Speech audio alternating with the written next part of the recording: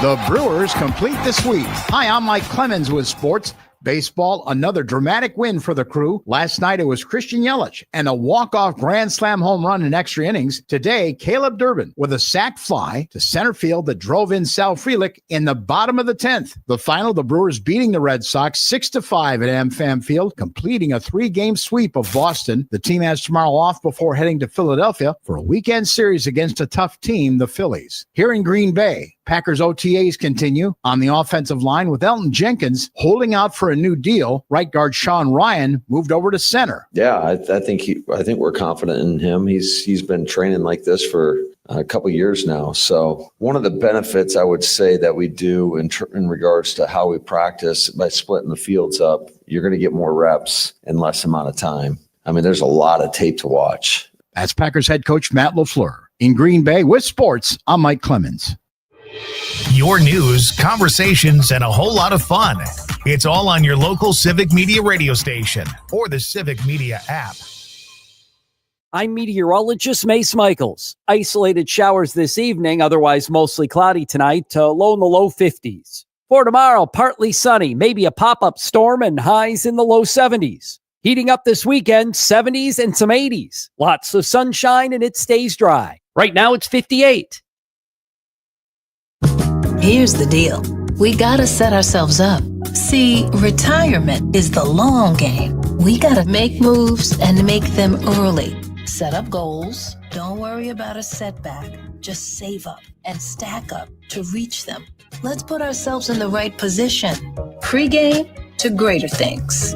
Start building your retirement plan at thisispretirement.org. Brought to you by AARP and the Ad Council. The Maggie Dawn Show. Richard Trent, the executive director of Main Street Alliance. This current tax code that they're trying to extend, 80+% of the benefit goes to the top 1% of earners. Yes. To not misspeak there. This is not a game. Trump will tell you firsthand that he grew up believing there are winners and there are losers. This is an administration actively trying to create a class of losers, and we have to fight back. The Maggie Dawn Show. Weekday afternoons, 4 until 6 on your local Civic Media radio station and on the app. Maggie Dawn. Donald Trump says no tax on tips. Sounds like a good deal? It's not. I discuss with Chef Greg Leon next.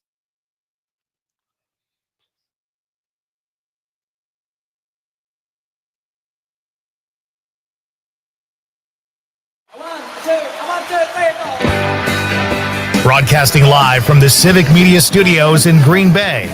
This is Night Lite with Pete Schwaba, your inside source on everything entertainment from Wisconsin to Hollywood. Whatever gets you through the night, it's all right. It's all right. And now, a guy who does his own stunts, Pete Schwaba. Welcome to Night Light, ladies and gentlemen. Happy Wednesday, everybody. Great to have you with me. We got a great show tonight. We're going to talk about, I got one word that's going to describe probably the first half hour of this show, and it is a topic we need to talk more about. It is an American pastime. It is one of our favorite foods. I'm talking about, of course, the hamburger. You can't get better than that. It is national, Conrad, National Hamburger Day. This is not regional. This is not just something we're practicing here on Washington Street in downtown Green Bay. This is all over. People are celebrating the hamburger today. We're going to talk about hamburgers, and we have a hamburger-related question of the night, which is coming up. Lots of stuff going on. We can take this off my list. We've got, I did not time my gelato very well. I got here, a few minutes early because we had a lot of recording to do, and I thought I'd have a nice half hour to enjoy my gelato. So would it be weird? Like, could we push the show just about 20 minutes and let me finish my gelato? Is that an option?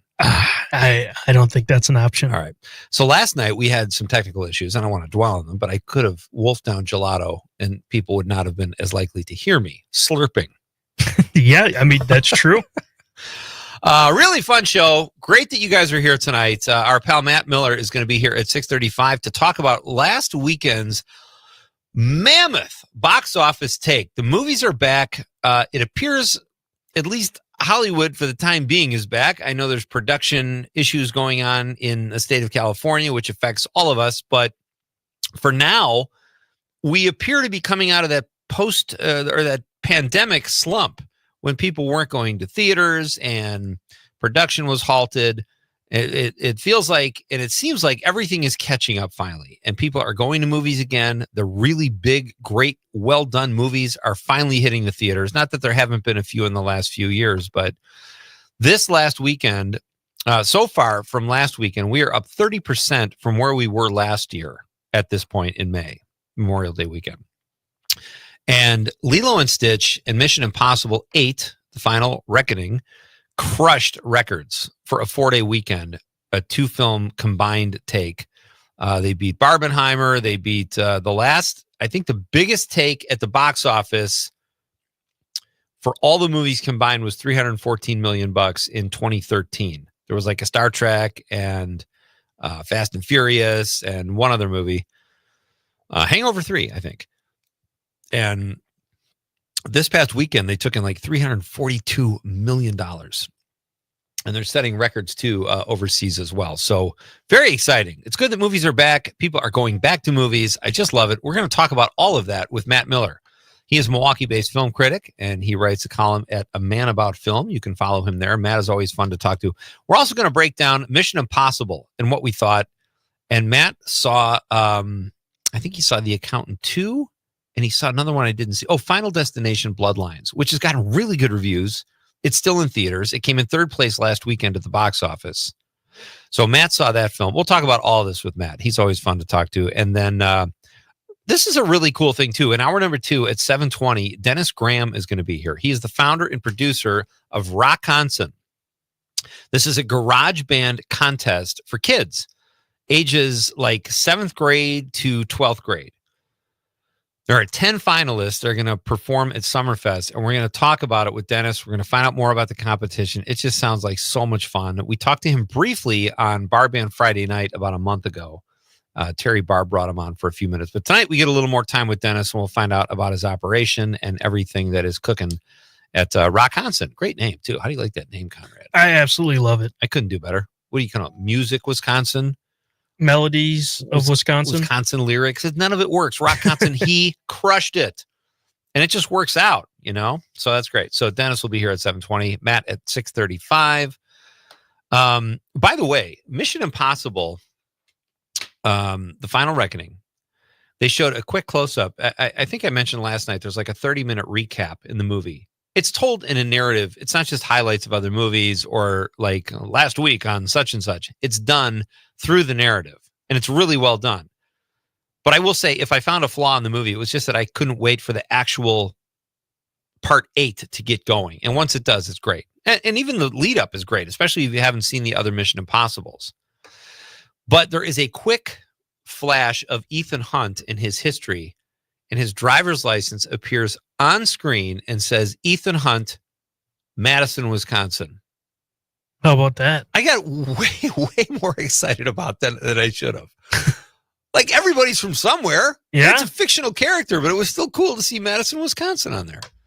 So that was just a fun thing to see during the film. And when are you going to see it, Conrad? You really have no excuses. I'm definitely going this weekend, I'd say, probably. Okay. Yeah. All right. Good to know. We also have to read a text. I'm going to try to find this from Eliza. She was a guest on the show last Thursday, and she sent us in this nice text. And last night we were so packed and playing catch up, we weren't able to, I wasn't able to read it on the air because it's kind of a longer text. Where is that? Is that in the chat, the Nightlight chat? Yeah, I can send it to you.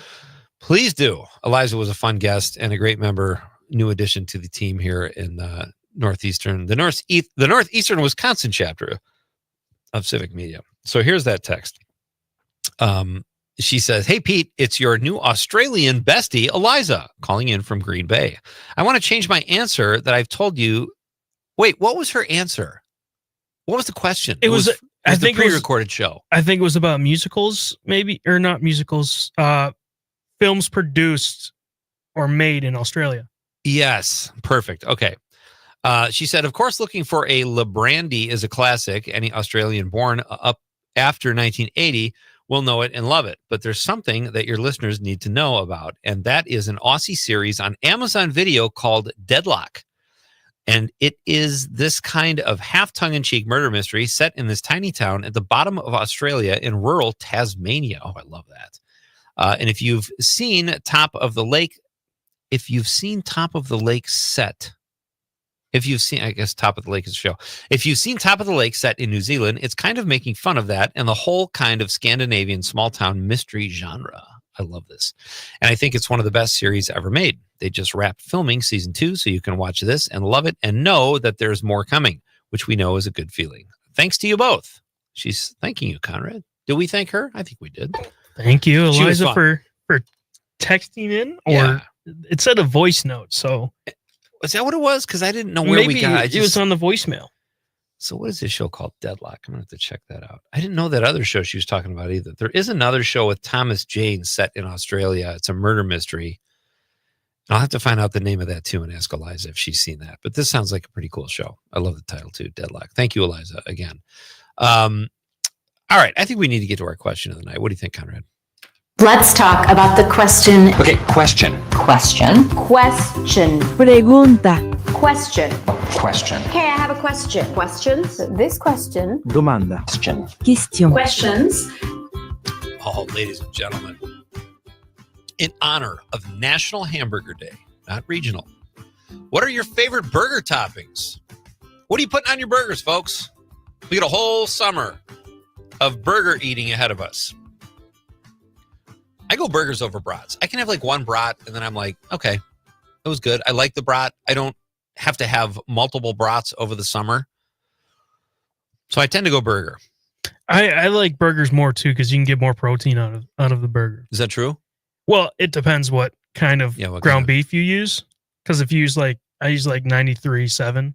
Oh, that's the sirloin. Yeah, that's the good stuff. That is the good stuff, but the burgers are less juicy. But maybe that's good. Maybe you don't like a juicy burger. You know, that's true because I made burgers out of that a couple weeks ago, and it was good. It wasn't as juicy. And then I went to a festival and I got a gourmet burger, which is probably 80-20. Okay. And Yeah, my yeah. pan was just filled with That is what I think restaurants, I think they use the 80-20 because of the fat and the the juices. Yeah. I find a happy medium. I go with ground chuck, 85% lean. And, but when I was a kid, man, I don't know where this was, but it was like, you could buy less than 80-20. It was like 60-40 or something like that.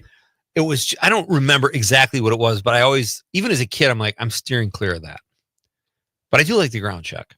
Anyway, that's neither here nor there.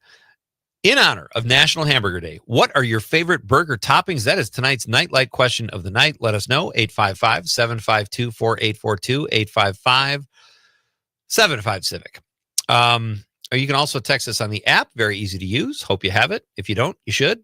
And if you're watching on the stream, you can send your stream comment too through YouTube, Facebook. What else, Con? Twix. Twix, WGBW website, WISS website. There's all kinds of way to Nightlight. And if you're there, give us a like or a follow if you're so inclined. We always like a thumbs Definitely, up. yeah. We love a thumbs up. So I don't know. What are you going to do? You go first tonight. You know, it comes down to what type of burger is my favorite. It's a mushroom Swiss. I love sauteed mushrooms on it. But on top of that is still lettuce, tomato, some onions, and then you got to top it off with some mayo. Yeah. You put mayo on the mushroom and Swiss? Is Mm-hmm. that the typical topping? I don't think so, but I like that's what I add to all my burgers is that. But if it's not a mushroom Swiss, the same ones I said, those will be on my toppings. I love mushrooms on it though. Here's what I'm working with. My favorite burger I've ever had is at a place called Superdog in Chicago. It's a drive-in. They're still there. They've been around for decades. And it's the car hop. You know, you hit the buzzer, they come out and they take your order. And they have something called a super cheesy. And they have that real green relish, great cheese, grilled onions. And I'm one of those guys. I know we have a text from our pal, Rich Tallarico, who is not a fan of raw onions. But I like both. I sometimes I'm in the mood for raw. Sometimes I'm in the mood for grilled. But the super cheesy at Superdog is great. Dottie Dumplings Dowry has phenomenal hamburgers. And I think it was ranked number 1 in the state by our friends at Up North News. Christina Laurie said they sell, was it 100,000 burgers a year? They only have like 19 tables at Dottie's, and they sell 100,000 hamburgers a year. That's incredible. But they have a great combo too. I'm going to go jalapeno, bacon, blue cheese, and occasionally there's this kind of like New Orleans or Southern jam they put on this burger at a place called the Rail House in Marinette. That's you turned me off with the blue cheese, but the other ingredients sound really good. Well, I don't need the blue. I like the blue cheese, but I don't always get it. It just depends but I do like jalapenos on a burger. That jam sounds amazing. It's so good. It's just not right. All right. So there you go. Share with us, folks, your favorite toppings, if you would. We have a phone call, Conrad. We can get this in before the break, right? Yeah. All right. Ollie from the Northwoods. Ollie, how are you? Hi, I'm fine. We got about 45 seconds. I'm just letting you know. Oh, you need big hands for this one. You got to have a big burger, lettuce, tomato, onions, bacon, and extra pickles. Oh, the pickles are nice. That's a great touch. And that's your favorite. Is that what you do all the time, Dottie? This is Ollie, and that's what we get at Ollie's Burgers. Awesome call. Thank you so much, Ollie. Have a great night. Eat a burger to celebrate. It sounds good. Bye-bye. All right, my friend. Thank you, Ollie. All right, we're coming right back. We're going to read your texts. We got all kinds of stuff, folks. You are here on a great night. This is Night Light with Pete Schwaba on the Civic Media Radio Network.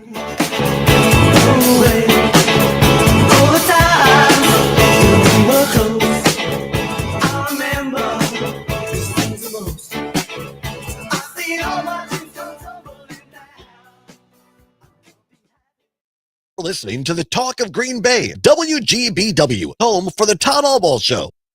Insight Eye Care has been serving the Fox Valley for over 30 years and are proud sponsors of Mino and the Mayor's Eye on the Community. Insight offers comprehensive eye care, including glasses and contact lenses. Their doctors have a special interest in treating chronic eye disease, specialty contact lenses, and pediatric care. Find Insight on Sawyer Street in Oshkosh and Chain Drive in Appleton. Visit WIinsight.com to schedule your eye exam. Improving lives by improving sight. Insight Eye Care. Why are interscholastic sports called the last classroom of the day? Because they teach students important life lessons like teamwork, accountability, and perseverance. School sports are so much more than a game. They're about developing the whole person. That's why they're an essential part of every student's education. Encourage your student to participate in the last classroom of the day. Interscholastic sports in Wisconsin. This message presented by the WIAA and the Wisconsin Athletic Directors Association. Keeping you connected to your local community with good news and great conversation. Here's Terry Barr with the Civic Media Radio Network. It's a hit. Milwaukee Brewers baseball cards are being shared in several communities across the state. The partnership is with police officers in Green Bay, La Crosse, Kenosha, Milwaukee, and Madison, and meant to be an icebreaker between the cops and kids. Here's Brewers President of Business Operations, Rick Schlesinger. Eventually want to do it to more than just the major cities. So we're trying to get around the state as best we can and to sort of engage with our friends around the state. We're a statewide team. We're not just a Milwaukee team. So see an officer, ask for your own comic book style baseball cards featuring all your favorite Brewers players. Until next time, I'm Terry Barr. The Elder Care Locator is here to help you live your best life as you age at home. Our call center advisors are ready to connect you with trustworthy local experts. Help is just a phone call away at 1-800-677-1116.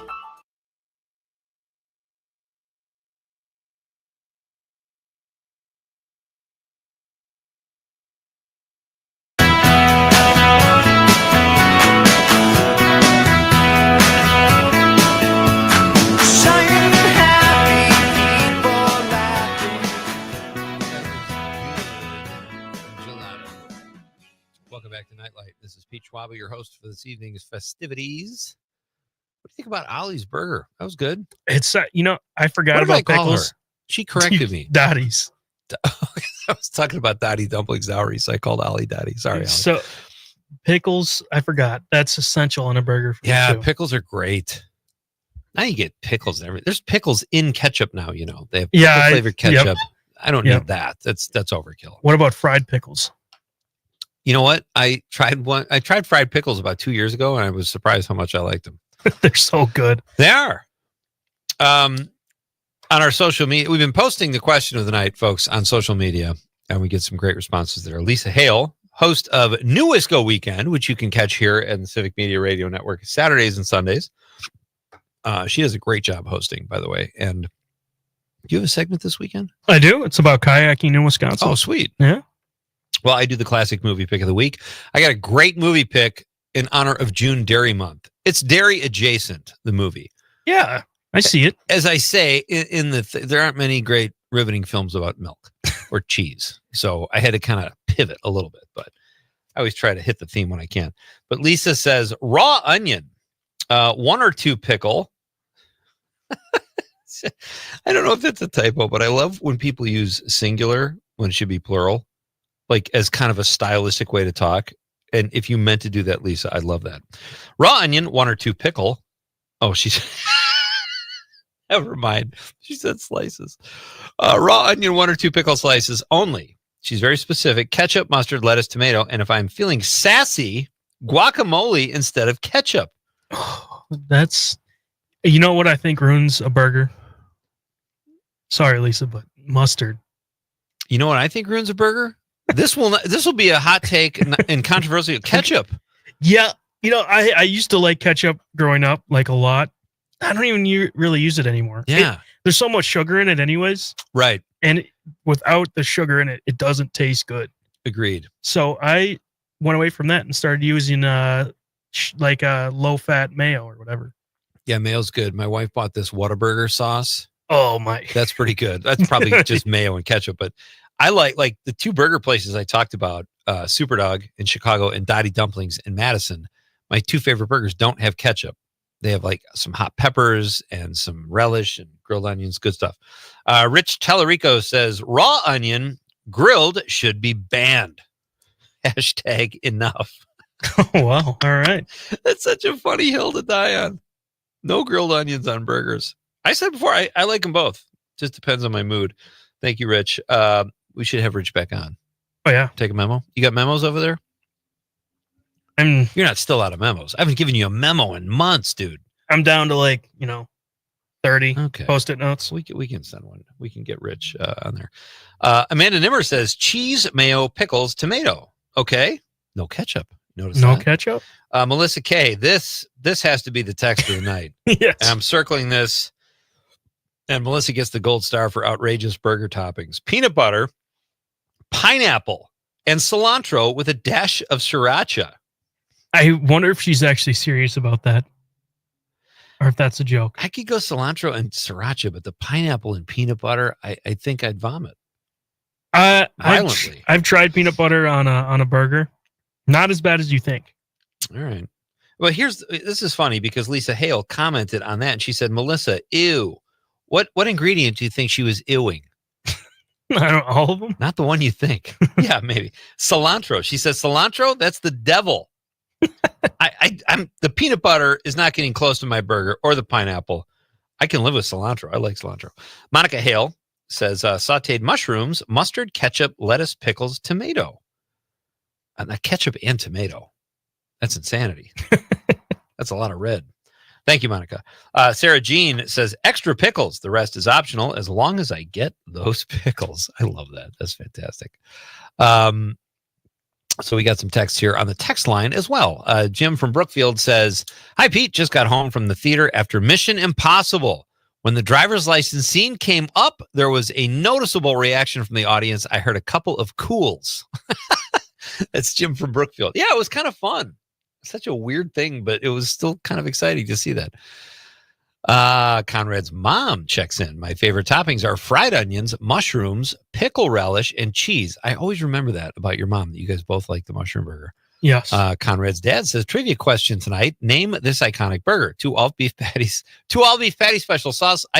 Conrad, I'm looking away. You see, I'm not looking at the text. Yeah. I can say this.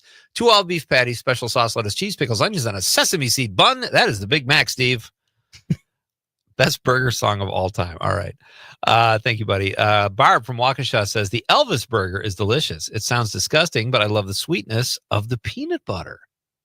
So I looked at the picture, and it says the Elvis burger is topped off with fried bananas, peanut butter, and bacon in honor of the late Elvis.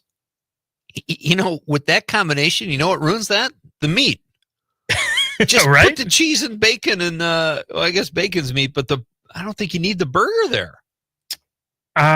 You know, I'd be curious to try it. I'd try it just to say I tried it. Yeah, I would too. That's fine. That's great. Great text, folks. Keep them coming. That's our question of the night. It's National Hamburger Day, ladies and gentlemen. What are your favorite burger toppings? There are no right or wrong answers. There are only your answers. And we've got, but Melissa's got the text of the night. Peanut butter, pineapple, and cilantro with a dash of sriracha. Hot diggity dog. All right. So we'll keep reading your text as the show progresses. Have you heard this taco commercial for Quick Trip yet? What? Taco to go. Taco to go. I have not They say heard it that. 80 times in 30 seconds. It needs to stop. I cannot. It's just the worst commercial. Even you. I mean, let's be honest. Quick Trip has no bigger fan than Conrad Krieger. That's accurate. Yeah. You'll hate it. You'll hate the commercial. Like the establishment, hate the commercial. Dave on the stream says peanut butter and bacon is great. Try it. I will not be peer pressured, folks. I'm just going to tell you that right now. All right, we'll finish some more text when we come back. Coming up next, folks, Matt Miller. We're going to talk Mission Impossible, the box office, and all things entertainment. That's next on Nightlight after the news. It's Pete Schwaba on the Civic Media Radio Network. You'll never walk alone. Tom Hartman here. You're listening to 97.9 WGBW. You can always continue the conversation on social media. Share your thoughts when you find and follow Civic Media on Facebook, X, and Instagram.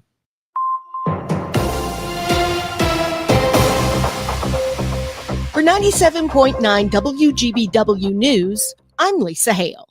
The big beautiful bill may be blocked because of a Wisconsin senator. Stuart J. Waddles has more. Senator Ron Johnson predicts he and his Senate allies can halt President Trump's signature budget bill, demanding more aggressive action on spending cuts and deficit reduction. On CNN this week, Johnson said that we're mortgaging our children's future. He also said it's immoral and it has to stop.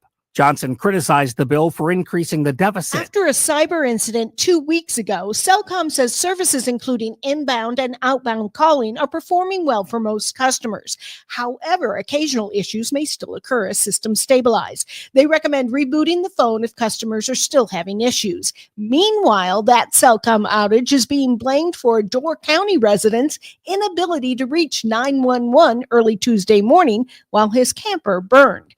The camper's owner phoned Southern Door Fire Department Chief Richard Olson. That call connected.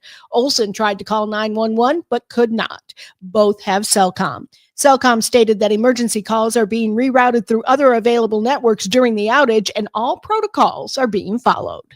If you need credentialing and licensing from the state, you may see a delay this year. The Department of Safety and Professional Services warns delays will happen if a couple dozen temporary positions expire as expected later this year. Wisconsin Governor Tony Evers included funding for 24 permanent positions to replace those temporary positions in his biennial budget proposal, which has already been gutted by the state Republicans. DSPS officials say that without those additional positions, Wisconsinites who need state licenses or credentials to start a new job could end up waiting even longer to receive them. I'm Lisa Hale, 97.9 WGBW News.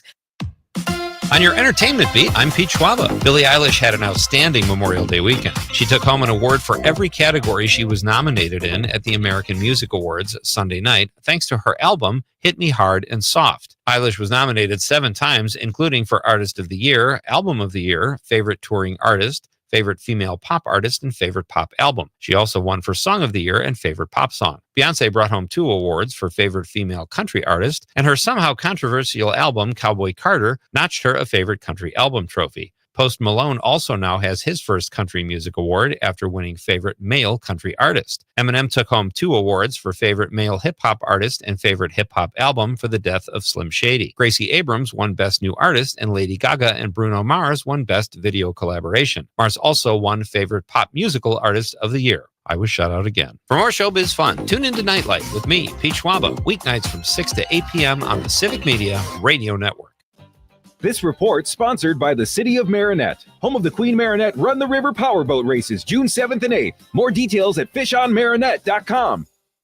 I'm meteorologist Mace Michaels. Isolated showers this evening, otherwise mostly cloudy tonight, low in the low 50s. For tomorrow, partly sunny, maybe a pop-up storm and highs in the low 70s. Heating up this weekend, 70s and some 80s. Lots of sunshine and it stays dry. Right now it's 58.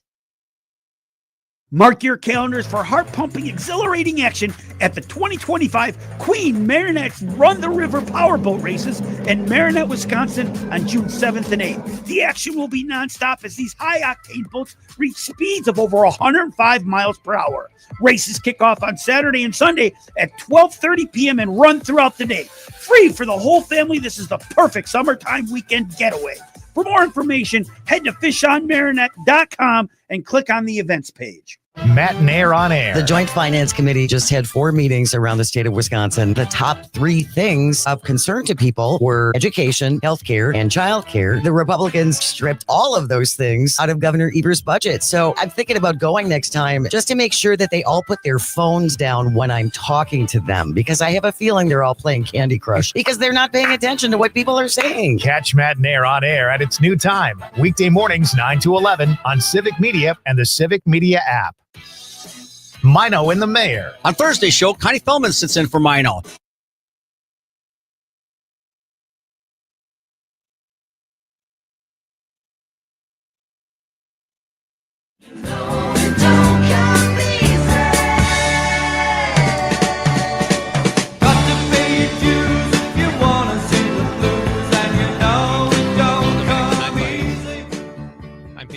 Great to have you with me on this Wednesday night that feels like a Tuesday. No, it actually feels like a Thursday. I don't know. Who cares?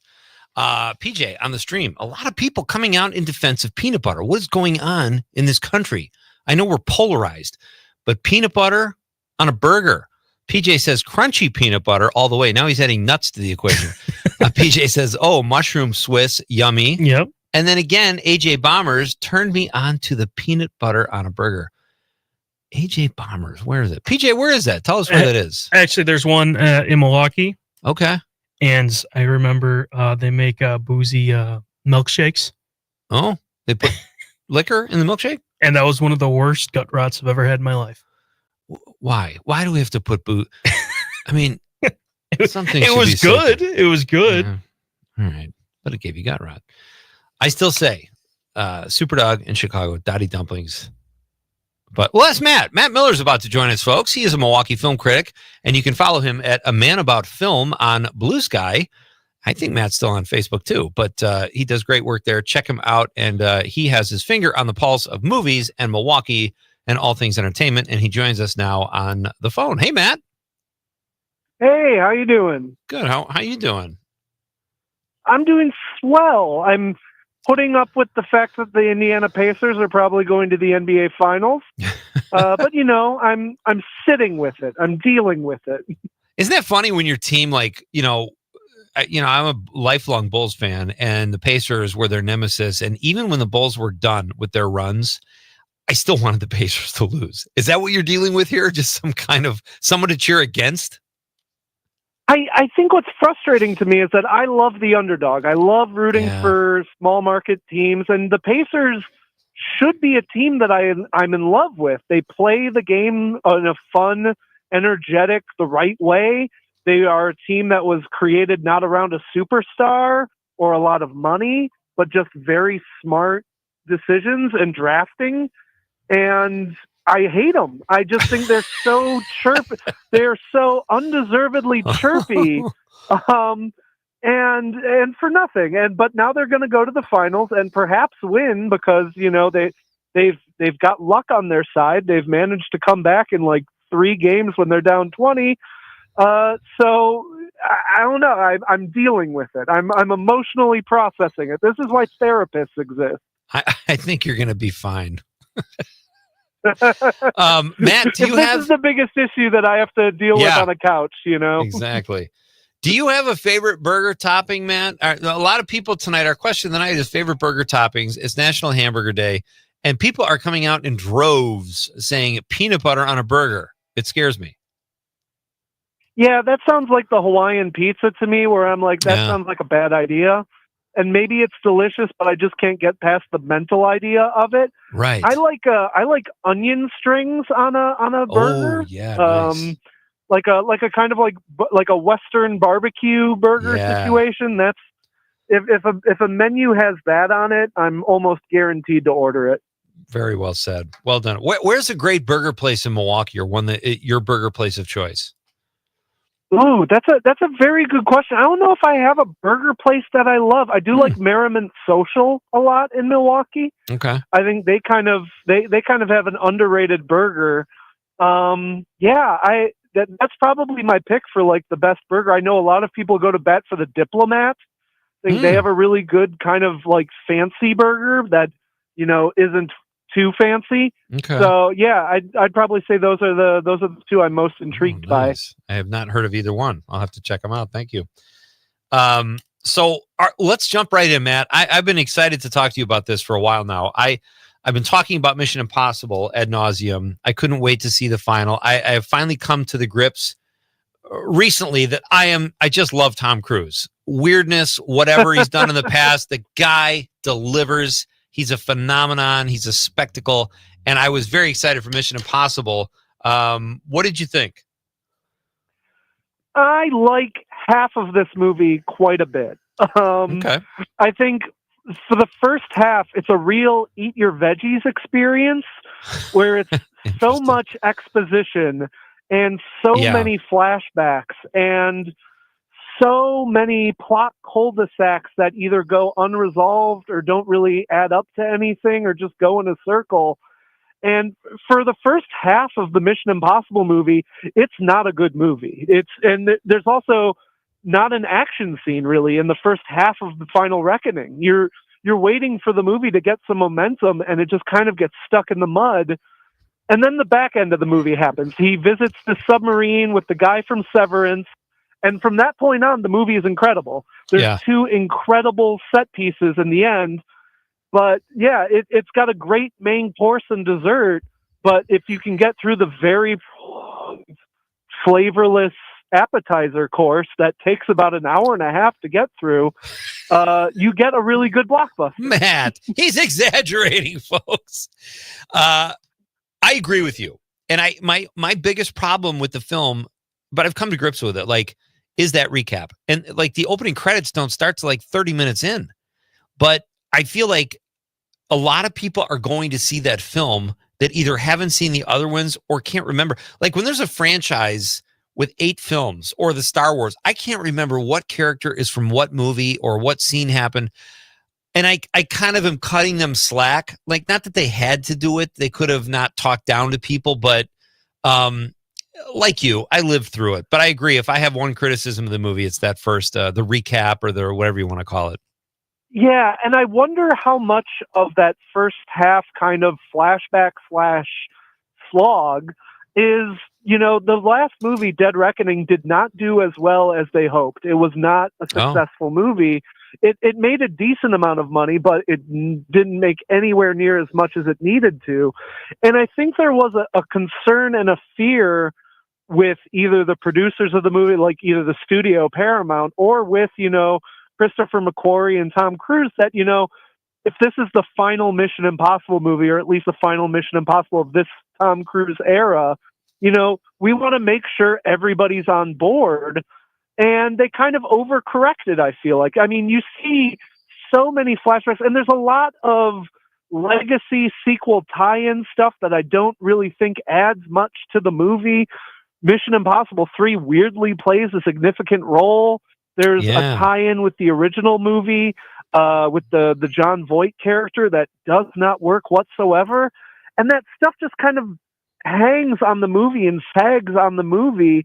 in a way that, Mission Impossible, the signature image of the franchise, is Tom Cruise running. It's about momentum. It's about exciting, fun spy stuff. And it's so weird that for their final movie, they're like, we have to take 90 minutes of this 3-hour-long movie to recap plot. Yeah, that's interesting. I agree with you there too. Like the John Voight character and tying that to the Shea Wiggum, like totally unnecessary. And maybe they touched on that in 7 and I forgot about it, but very extraneous. I don't think you needed that, but overall, I would say I liked it. But the critics weren't. I thought this was going to be a slam dunk kind of homage to Tom Cruise, because I feel like the critics don't really hammer movies anymore like they used to. So for this to get That is true. So for this to get what it got, I was like, geez, this is the film. And not that it wasn't a bad, I think it got an 80, but it's just magnificent what they are able to put on screen and what they do. And for that, I tip my hat to them. But I totally agree with a lot of what you're saying. Agreed. And I think it's very, it's smart on one level that, it ends with its best stuff. Those final 2 big set pieces, one on a submarine and obviously the big biplane stunt sequence, they're incredible. They are some of the best set pieces you will see in a Hollywood picture this year and maybe most years. It's just kind of a shame that it takes that it's a really tough sit to get to that point. And I will say I'm kind of, it's weird how sloppy the first half feels too, in terms of plotting and in terms of the edit of the movie. There's moments in the first half that feel like they should really hit. They should be really big, crowd-pleasing moments. The unmasking that happens in the first act of the movie feels like that should be a triumphant moment, and it kind of just happens. And a key character passes away in the first half of the movie, right? And it's kind of cinnamon rolled and twisted inside of all of these weird plot mechanics that end up making your brain more confused than invested in the moment. And it's just kind of a shame. And I wonder how much of that stuff is COVID. They filmed a lot of this movie during COVID. That's why the budget of this movie is ridiculous. They had several shutdowns because of COVID. They paid their cast and crew during those shutdowns, which was the right thing to do, but means that the movie needs to make $1 billion worldwide to break even. And I think it also results in some really weird, writing situations where characters are sick and secluded for reasons that you're not really sure why. And I think it's probably because they had to deal with COVID protocols. My guest is Matt Miller. You can follow him at A Man About Film. He has a great Substack there. He's a Milwaukee film critic, and we are talking about the weekend box office and Mission Impossible. Yeah, that's a great point, Matt. And I think, too, they shot this when they shot 7, right? Dead Reckoning, like, weren't they shot at the same time, more or less? They pretty much were shot back to back, I'm pretty sure, because this was supposed to come out a lot sooner. I think both of these Mission Impossible movies, I think, were supposed to come out a year or two before now. And so we're getting them well after they were filmed. That's interesting. That could, explain some of the choppiness, but you'd think like 2 films, one doesn't need to be 3 hours. Like if you can't tell the story and, if you can't do 2 2-hour films, it might be overkill, Yeah, and I've talked with 2 friends about this movie, and every time we talk about the movie, we've come up with ways to shorten the beginning of the film, ways to get rid of excess characters, ways to tighten that first act. And we're not screenwriters by any regard. And Christopher McQuarrie is one of the best screenwriters in Hollywood. Yeah. And the fact that we're able to look at that script and be like, there are obvious nips and tucks to be made here, feels like something got kind of screwed up in the production a little bit in terms of there was a lot they were having to juggle. And again, I can't blame them. They were trying to film in unprecedented situations and they were doing the right things. Absolutely. It just kind of bleeds into the film. Yeah, it's interesting because I feel like, I don't know. Do you think there'll be another one, Matt? At some point. Yeah. 100% at some point, a new Mission Impossible will come out. I doubt it will be a Tom Cruise-led Mission Impossible. I think he is done with the Ethan Hunt character. I think he knows there's not really much else he can do on a stunt standpoint that would really impress people. Right. I wonder I wonder if this is a place where, Tom Cruise has a real liking for people like Glenn Powell and obviously Greg Tarzan Davis, who plays a character in this movie. And, they tried to hand the franchise over to Jeremy Renner 15 years ago. Right. And the movie was so good with Tom Cruise that they had to eject on that plan. But there's definitely a few. I cannot imagine this is the last Mission Impossible movie. As a matter of fact, I am almost guaranteeing that we will get 15 years down the line some sort of legacy sequel where an old man Tom Cruise is, passing the baton off to maybe Glenn Powell or something like that. Right. But as of right now, I think they are very content to let this franchise sit for a moment and let Tom Cruise take a well-deserved victory lap on this incredible franchise. Absolutely. Matt Miller's here. We're going to do a very short break. We'll come back and talk about a record-breaking weekend at the box office. It's Pete Schwaba and Nite Lite on the Civic Media Radio Network. It breaks my heart from a teardrop fall.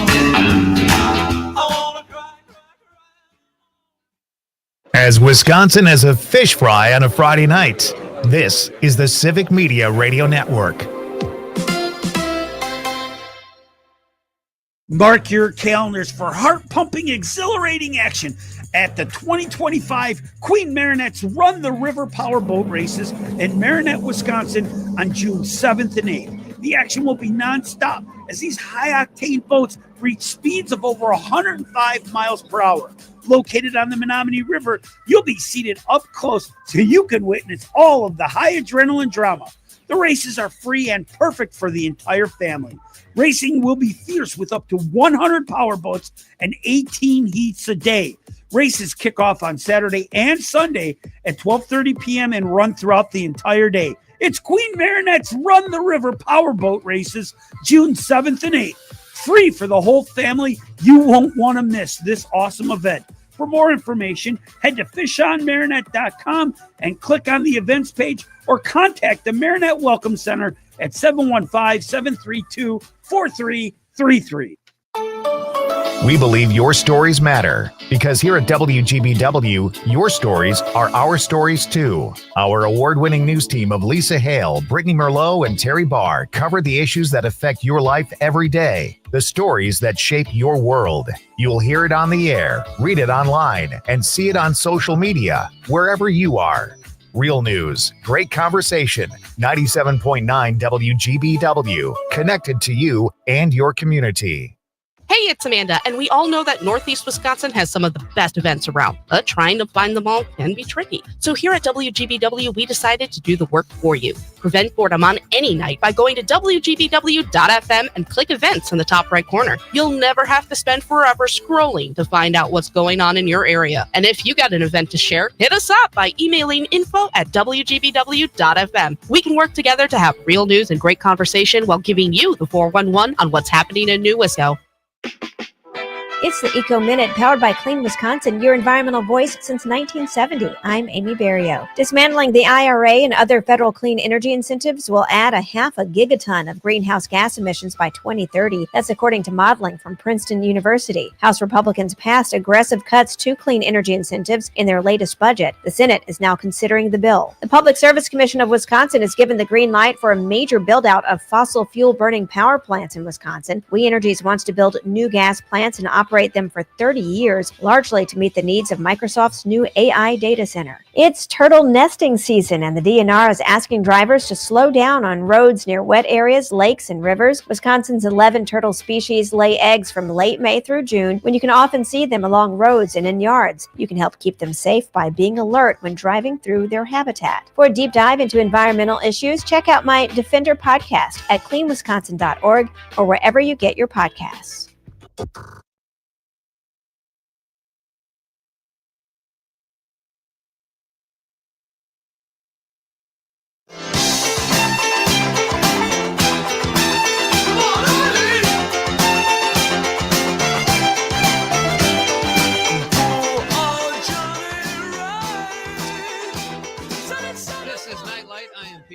Welcome back. It is a Wednesday night. We are broadcasting statewide from beautiful downtown Green Bay. on a rainy night, but it's still beautiful. You know why? Because we're talking about movies and TV and comedy and music and all the things we love and that make life great. And part of, we're getting a little help tonight too from a very good friend of ours, Mr. Matt Miller, who's a Milwaukee-based film critic. And Matt, you got home safely. You're on the stream. We can see each other now. It's a real conversation. Awesome. This is much better. So, all right, I'm trying to okay, so last weekend was record setting. I think I read something that said the last time all the films in one weekend made that much money was 2013 with it made like 314 million. The films this past weekend made like 346 or 341. Is the box office back? And why, if so, why is that? Is that because of the pandemic? We're finally starting to come out of that and the strikes, or what do you attribute that to? It's funny because just a month or two ago, everyone was having panic attacks about the box office. The box office was doing really bad to start the year. And now we've had a very strong past 2 months between a Minecraft movie and Sinners obviously becoming this massive hit. Weirdly enough, the Marvel movies have not done that well. They've done fine enough, but they've flopped by Marvel movie standards. You had Final Destination becoming a gigantic smash hit. And obviously this past weekend, you had Lilo Stitch and Mission Impossible both performing really well. And I think part of it is people like going to the movies. People like seeing a movie on a big screen. They like to get out of the house. They want to see something in a special way. That's part of it. A part of it, too, is Hollywood's starting to make, and I know it's funny, in a weekend where one of the movies is a remake and one of the movies is a sequel, the 8th movie in a franchise, but they're starting to dabble in different areas. They're starting to try new things again. You've got stuff like Minecraft and Sinners. Minecraft, a movie that is directed to a younger generation and not a retread. It's not, it's not a hand-me-down franchise. It is something that speaks to younger kids. Lilo and Stitch, yes, it's another live-action Disney remake, but it is nostalgia for a new generation. It's nostalgia for my generation and the Gen X and Gen Z and the millennial generation.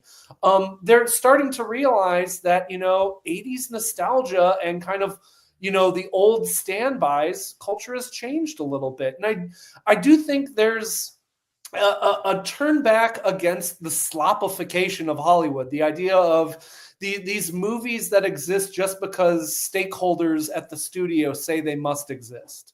Sinners is doing well because it's a really good movie and because it feels like something a director really wanted to make. Yeah. It had passion behind it. A lot of the reason I've talked about this, Barbenheimer, directed by, a bunch of nobodies, isn't a phenomenon.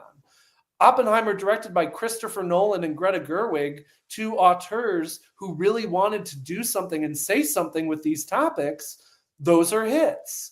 So I think we're in this era now where people, a lot of, name brand movies will still do well. I'm sure Superman will do well and Fantastic Four and Jurassic World will do well. But there is a craving for new things, for things that feel unique and different and feel like something we haven't seen before. And again, I know that's very silly to say in a weekend where Lilo and Stitch Take Two made, $150 million in America, but at least that is a new sense of nostalgia on some level. That is a new generation.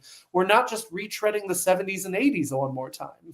It's crazy that, and to your point about going to the theater, one of the complaints going back to Mission Impossible, my dad had when we left, we went with a huge group on Sunday. He said that plane scene went on too long and so did the water. He loved it, but he said those should have been cut. I'm like, Dad, that is why people go. They're a little full of themselves. That's a wild opinion. I'm sorry. To come out of Mission Impossible, The Final Reckoning and be like, the set pieces have to go is a wild thing. Not to go, but to shorten them. And I'm like, first of all, as a filmmaker with a ton of juice, that you can stand up and say, no, we're not cutting that down or we're not editing that because I have the power to keep it and we're keeping it. And they're in love with what they did because they should be, because it was unbelievable. That is why you see those movies on a big screen. So I don't disagree that it could have been a few minutes shorter, but I'm fine with it the way they did it. It was so much fun. Yeah, that's not the part I'd be cutting. That's not the part I'd be taking the scissors to. cut the first part out, like we talked about. So Hollywood is. I read this yesterday. I think it was in Variety, anticipating a $4.2 billion summer.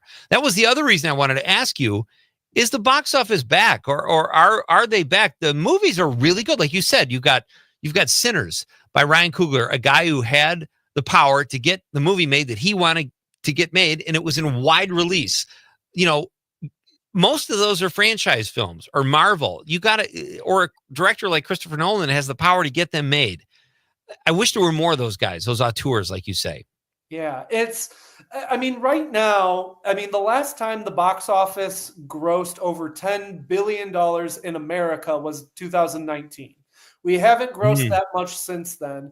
This year is really steadily going in the right direction, and it's moving right. I don't know if we'll ever get to those kind of insane highs from the 2010s, just because like streaming was still kind of, not entirely in the mix back then. There is still a crowd of people that doesn't go to the movies as much as they used to. Frankly, it's a lot of older audiences. I know a lot of people like to blame young people for, being on TikTok and being on YouTube and Twitch and, all those things.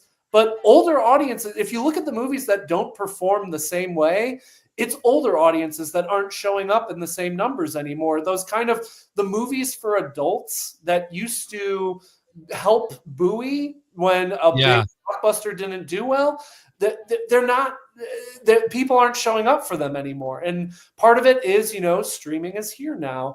But part of it is Hollywood stopped making those movies and trained older audiences out of going to the theaters. I will get back. Yeah. Let's pick up there, Matt. We got to do intermission here, but we'll be back. We'll have Matt for a few more minutes after the news. It's Pete Schwaba and Night Light on the Civic Media Radio Network.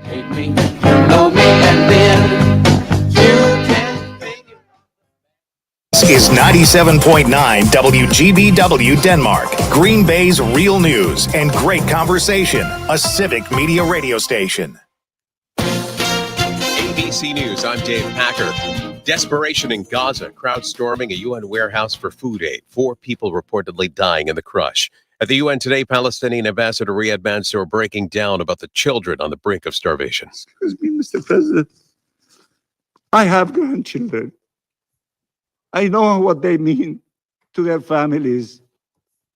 And to see the situation of the Palestinians without us having hearts to do something is beyond the ability of any normal human being to tolerate. This as Israeli Prime Minister Benjamin Netanyahu said that Israeli forces killed Hamas leader Mohammed Sinwar. Reality stars Todd and Julie Chrisley being released today from prison after a pardon from President Trump. They're doing time for tax cheating and bank fraud. The New York-based Court of International Trade ruling that President Trump's global tariffs exceed any authority granted to the president. This is ABC News. Enjoying this local program? Find the complete Civic Media lineup at civicmedia.us or the Civic Media app.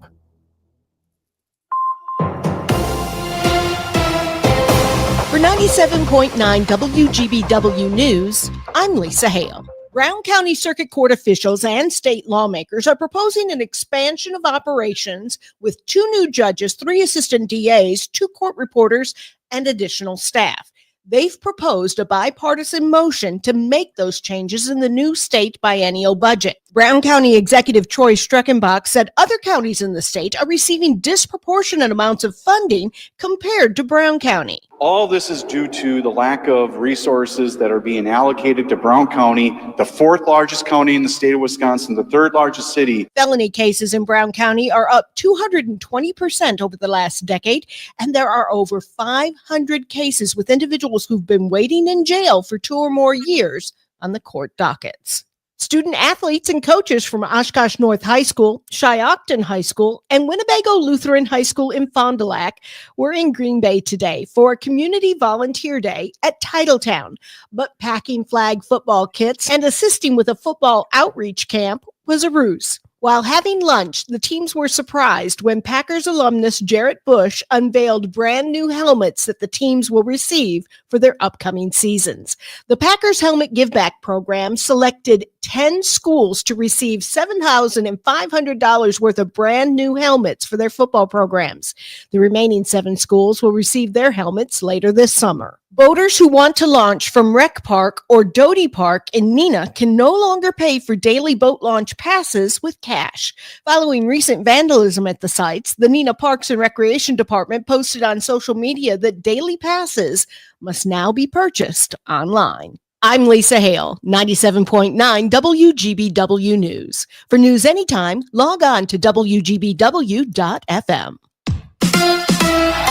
The Brewers complete the sweep. Hi, I'm Mike Clemens with sports. Baseball, another dramatic win for the Crew. Last night it was Christian Yelich and a walk-off grand slam home run in extra innings. Today, Caleb Durbin with a sac fly to center field that drove in Sal Frelick in the bottom of the 10th. The final, the Brewers beating the Red Sox 6-5 at AmFam Field, completing a 3-game sweep of Boston. The team has tomorrow off before heading to Philadelphia for a weekend series against a tough team, the Phillies. Here in Green Bay, Packers OTAs continue on the offensive line with Elton Jenkins holding out for a new deal. Right guard Sean Ryan moved over to center. Yeah, I think we're confident in him. He's been training like this for a couple of years now. So one of the benefits I would say that we do in regards to how we practice by splitting the fields up, you're going to get more reps in less amount of time. I mean, there's a lot of tape to watch. That's Packers head coach Matt LaFleur. In Green Bay with sports, I'm Mike Clemens.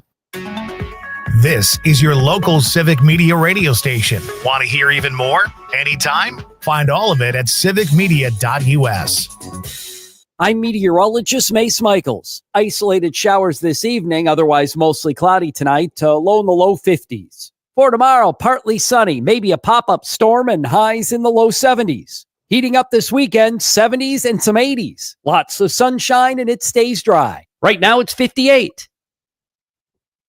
Jay Matnair and Greg Bach. Coming up on the show, several judges ruling against the Trump administration. Jim Santel will be here to break that down. Weather and wine with Brittany Merlot and sports in hour number 2. Don't miss it. Matnair on air, weekday mornings 9 to 11. Mino and the Mayor. We go to a place and you can we actually reserved it already, but they got the Swan. You know what I mean? I don't know. What is a Swan? What do you mean? Well, it's hard plastic. Todd's got a smirk on his face. He has a comment. Okay, so I've seen paddle boats, right? Right. Are you talking about one that's actually built like a swan? Yeah. I want a picture of that. That'll be my Facebook page. Mino and the Mayor, weekday mornings 6 till 9 on 97.9 WGBW and 98.3 and 96.5 WISS. Imagine home. The smell of coffee, the sound of a lawnmower, the sun's warmth on your face. Free to be yourself, surrounded by love that helps you grow. This is a place to call home. That's an American dream we all deserve. But in 50% of U.S. states, you could legally be denied housing if you are LGBTQ+.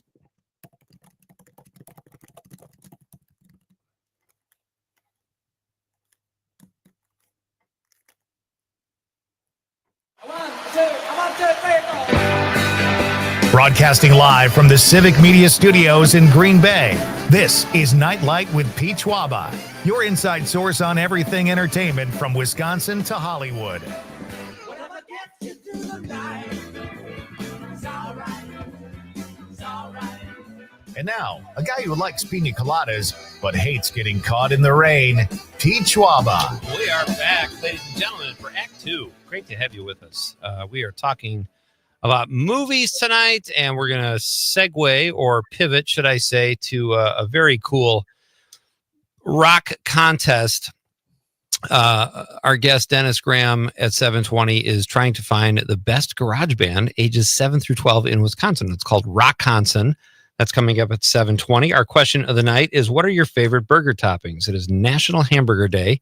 And the text of the night so far, I would have to say, is from Civic Media's own Melissa Kay, who said peanut butter, pineapple, and cilantro with a dash of sriracha. I don't know if that's real or if she's trying to get listeners to vomit, but either way, that's her answer. And maybe she loves it. Who am I to question Melissa? She's fantastic.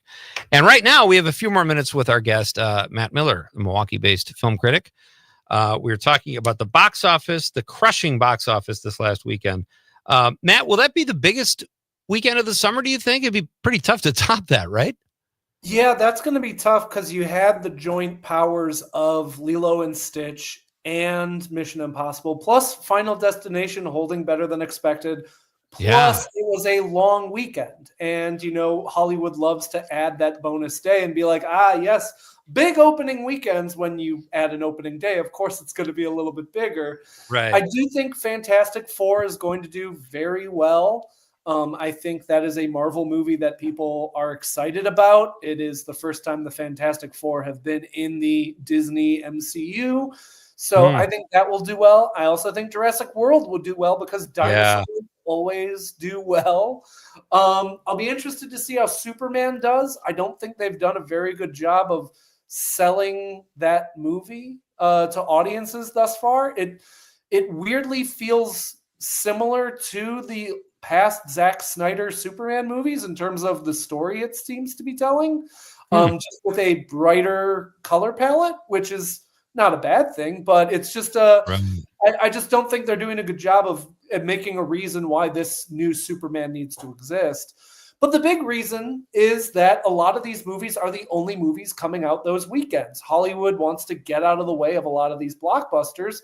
There's not a lot of good counter programming that, gives you the kind of Barbenheimer weekend or, The Dark Knight and Mamma Mia runs where those movies both made tons of money their opening weekends. Yeah. There's not that smart counter programming that there used to be. That's why this weekend did well. You had Lilo and Stitch for families. You had Mission Impossible for an older audience. They just don't plan the same way anymore. So I think that was probably the biggest weekend you'll see this summer, but I think we have a lot of big weekends to come still, so that's positive. That's great. Yeah, I think it's fantastic. And I saw that, I can't remember, was Barbenheimer, was that a 4-day weekend? Because this beat this week of the two films, Mission Impossible and Lilo and Stitch, crushed the Barbenheimer numbers. And I think that was a 4-day weekend too. I think that was just a 3-day weekend. If I remember, that was mid-July. I think that was just July 20th, around there. Because that's the Christopher Nolan weekend. He loves that kind of mid-July weekend. So, yeah, that was just a regular weekend, which the reason why this one was probably bigger was because there were other things to see. There were other movies in theaters that people wanted to check out this weekend. Sinners is still doing well. You had Thunderbolts still drawing kind of an audience. It's good to have a variety of things in theaters that people want to see. And Hollywood is starting to remember that. You see, that you look at the summer, they've got some romantic comedies, they've got some dramas, they've got some, F1 is kind of like an adult's action movie. They've got franchise movies and horror movies and kids movies. They are starting to remember that there are lots of audiences that you can please all at once if you want to. Right. Matt, let's before we go any farther, I want to say you got a great shout out on your Substack from another friend of ours, Rob Thomas, who gave you this great compliment saying nobody covers the Milwaukee Film Festival like Matt Miller. That was a great... That's very sweet of him. There are a lot of really good film writers. My friend Eric Beltman writes some really good stuff as well. Follow him on the various socials as well. He watches even more film festival than me. And this year there was a lot of fun stuff to see. So. But just accept this hosanna for yourself. That was a great thing. Nice camaraderie you guys have. You're too kind. You're too kind. Matt, before we let you go, tell us about Final Destination Bloodlines. You mentioned it earlier, like it's got some serious legs. It had another great weekend. Yeah. What are we missing if we haven't even seen any of the Bloodlines? I honestly, if you haven't seen any Final Destination movie before, it's fine. The franchise is not very good. It's a fun, hokey horror comedy, arguably, franchise because it's never scary. It's very violent, gross, bloody things happen to people. For people who don't know, the Final Destination franchise is about people who survive a near-death experience, and then death is like, no, I want to kill you. And it's a slasher movie starring Death as the villain, essentially. And he That's comes a great with premise. great Rube Goldberg ways of brutally killing these people. And so you go to it, it's kind of like, I described it to someone as like live action Itchy and Scratchy, where Oh, nice. it's kind of that tone and vibe where like horrible, violent things are happening to people, but it kind of doesn't matter. And it's kind of just silly and gory and macabre and ridiculousness. And I think Final Destination Bloodlines is kind of the peak of that form of what it's doing, where the kills are so ridiculous and so tense to see how they're going to line all of these things up to, brutally murder these poor people who've done nothing wrong other than live. There's just enough tweaks to the formula to make it feel like a different movie, because not every Final Destination movie does that. A lot of them are, frankly, extremely lazy. And there's even just a little bit of actual character work in this new movie too. There's just a little bit of seasoning to it. So I think it's the best in the franchise. I had a lot of fun watching it. I know the crowd that I watched it with was having a blast. It's just kind of in this era of very important, this movie is actually about an important topic, horror movies. It's kind of fun to watch a horror movie that's just like, I don't know, man, death sucks and it'll hurt you. And I think that's why people were drawn to it. It's a franchise, sure, but it's not connected really in any way, meaningful way. And it's just a horror movie about, man, dying sucks. Death is good. And fate is cruel. Still gonna probably take a pass, but it's not. I would not describe it as a Pete Schwaba movie. Okay. Con, go ahead, buddy. Yeah, man. I saw this movie was marketed all over Instagram, and I saw some behind the scenes stuff, and I saw a certain scene with a lawnmower. Was that was that part in there? Oh, it very much is, and that's maybe the second or third best kind of big set piece kill in the movie. But it's just, they've really kind of mastered in this movie the art form of like, we're going to get all these weird Rube Goldberg things going on in a scene. And you don't know where things are going to break and what's going to end up killing who, but you just know it's going to end real bad for somebody. And it's just this funny stress and release. And I know I had a really good time with it. It's not going to be for everybody, but if you are kind of a goofy horror movie fan, you can't do much better than Final Destination Bloodlines. It's such a good, silly, gory time at the movies. Matt, what did you think of The Accountant 2? You mentioned you saw that earlier. I saw it too. I like the first one better. I like the caper parts of the second one, but the brother stuff really kind of threw me. Yeah, I was puzzled by Accountant 2. It seems like it's trying to be a more fun movie than the first movie. It's trying to have this kind of fun brother banter. It's trying to be kind of have these comedic set piece moments, but it is paced so sluggishly that you see that like the comedy should have some pop to it, should have some wit, and those scenes just take forever. And for ostensibly an action movie, there's very little action in it, I found. So I was kind of disappointed by it. I kind of wanted it to be either the ridiculous sequel to a very straight-faced, ridiculous movie that the first Accountant is, and it kind of just ends up being this odd, no man's land of like, we tried to be goofier, but we didn't have the right tone. Ben Affleck is weirdly thinking, like, for some odd reason, he kind of has a British accent. Yeah, I was going to ask you about that. Weird. It is. He turns to his brother at the end. He's like, "What are your plans?" It's like, wait, you didn't have the accent in the first movie. What is this? Yeah, he's trying to do this like, I mean, it's not the most, progressive thing ever, but he's trying to do this like impression of somebody on the spectrum. Yes. But he, for some odd reason, translate this like stilted speech as like vaguely British, and you're just so confused. I'm glad you said that. I was like, it was driving me crazy. And there are a couple scenes in that movie that made me angry. The one of Bernthal in his underwear rehearsing his speech, and then Ben Affleck with the line dance. It was like really hard to watch at times. And those scenes are supposed to be funny, and you kind of laugh a little bit, but like, it's got to have a quicker wit to land that. Right. And those scenes just take forever. Like, line dancing is the funniest thing you'll ever see for 2-3 minutes at a time. It's like, it's not that funny, guys. Right. Even if you're wearing Hokas. Matt, one more question for you. What the film Sinners, the more distance I have from it, the more I liked it, and I'll probably see it again. Is that an Oscar film? Will that get nominated? I'm sure it will on the fringe stuff, effects maybe, but like acting, script, directing. What are your thoughts on that? Yeah, it's an interesting case because this is a new Oscars era where a movie like Get Out can get nominated, a movie like The Substance can get nominated. Yeah, I think great point. This movie has really become a cause of celebration for a lot of Hollywood because it is a original movie that had a very passionate, creative mind behind it. Ryan Coogler, somebody who has been due. He didn't get really the flowers he deserved for Creed and really for Black Panther. The Oscars kind of gave those movies kind of, complimentary nods, but nothing for Coogler, nothing for Michael B. Jordan. I think there is a love for what Sinners is doing, that a studio movie was this interesting and creative and thoughtful, but also entertaining, and that it was received well by audiences. I think you'll see a Best Picture nomination for Sinners. I hope so. I think that's going to be kind of the Dune Part 2 of this year, or the Get Out of this year. I would love to see it get, other nominations as well. I would love to see Coogler get, I bet he gets an original screenplay nomination, because original screenplay, they oftentimes have to reach because there just aren't that many original screenplays that they unite behind.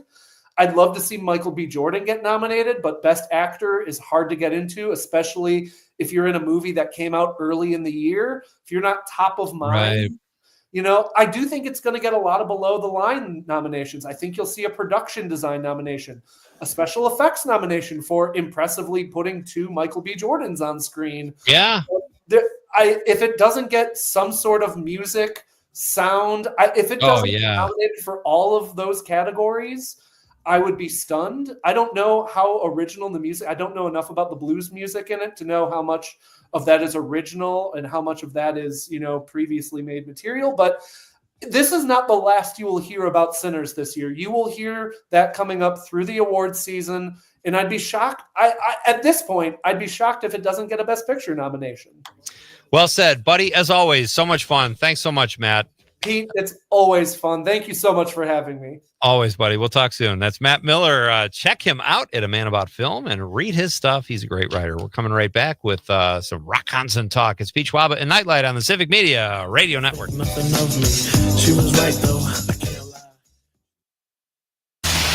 lie. The talk of Green Bay, WGBW. I'm still going for it, even with higher stroke risk from atrial fibrillation, an irregular heartbeat not caused by a heart valve problem. Over a 3-year study, Eliquis apixaban tablets reduce stroke risk better than warfarin, and over 97% of Eliquis patients did not experience a stroke. A first stroke occurred in 2.9% of warfarin patients versus 2.3% of Eliquis patients. Don't stop taking prescription Eliquis without asking your doctor. It may increase your stroke risk. Eliquis can cause serious and in rare cases fatal bleeding. Don't take Eliquis if you have an artificial heart valve, abnormal bleeding, or antiphospholipid syndrome. While taking, you may bruise more easily or take longer for bleeding to stop.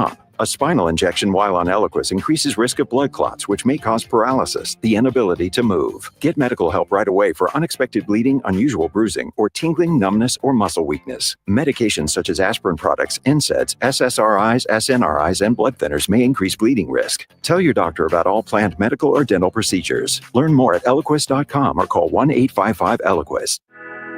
I'm Dan Schaefer. Let's recombobulate. We are in a rare moment right now in Wisconsin politics. Why, you ask? Well, it's because we are not actively in the middle of a campaign cycle. It's been more than 6 weeks now since any of us have seen a campaign ad. It's been pretty nice, hasn't it? The moment we're in is as close as we're going to get to a political off-season here in Wisconsin. And we need to take advantage of this moment by taking action to improve our democracy. That means taking steps to address money in politics, cleaning up some issues with election administration, and creating a long-term plan for nonpartisan redistricting. In some cases, we can't make these kinds of changes in the middle of a campaign, so we need to be thinking about what we can. Hey, Dennis. How you doing, Pete? Hi, Dennis. How's it going? Good, good. I appreciate the opportunity, Pete. Oh, absolutely. You got Conrad here too. We're all set and looking forward to this, pal. Yep. The mic sounds great. So we'll be starting here momentarily. All right, we'll be right thanks with you, so much. buddy. Wait, thank you. You bet.